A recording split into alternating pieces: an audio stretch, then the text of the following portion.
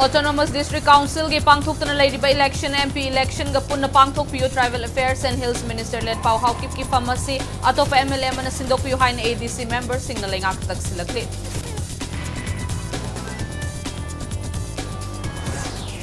Chief Minister N. Birena Manipur Legislative Assembly ki thabak thoram singbu digitalize oiba mawong da pangthokna ba National E-Vidhan application neva launch tawkre.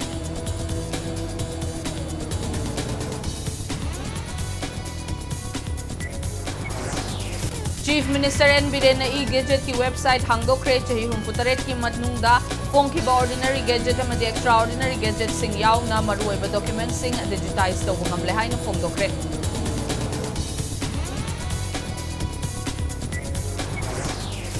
Intensified pulse polio immunization campaign lakliba March 3 dagi pangthokadauri chahi manga faubagi manungda leiba angang singbu polio hidak pithokpinaba Directorate of Family Welfare Services na paudilakli.